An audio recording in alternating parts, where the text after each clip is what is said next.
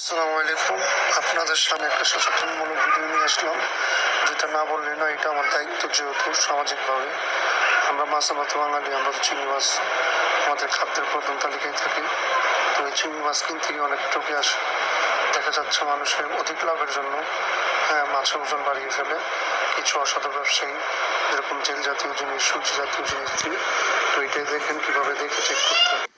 At first এভাবে মাছটা হাতে নেবেন, নেওয়ার পরে মাছের দুইটা কানের সাইডে এভাবে আঙুল দিয়ে নাড়া দিবেন।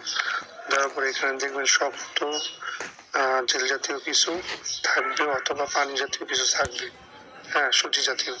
তো এটা বুঝবেন যে ডুবলি। আর এভাবে দেখবেন যে কিচ্ছু নেই, তাই বুঝবেন এটা ফ্রেশ। তার মানে এখানে বোঝা যাচ্ছে এই মাছটা ফুল ফ্রেশ।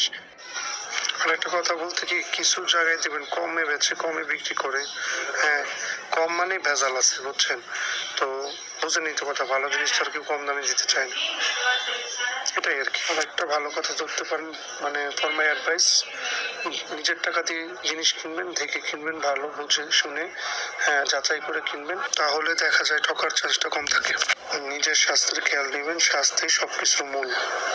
ভালো থাকবেন, ভালো রাখবেন এবং সকলের দিক থেকে সামাজিক দায়িত্ব পালন করবেন। ওকে, আল্লাহ হাফেজ। আজকে এই পর্যন্ত। দেখা হবে অন্য কোনো একটা ভিডিও, অন্য কোনো জায়গা, অন্য কোনো বিষয় নিয়ে। টাটা।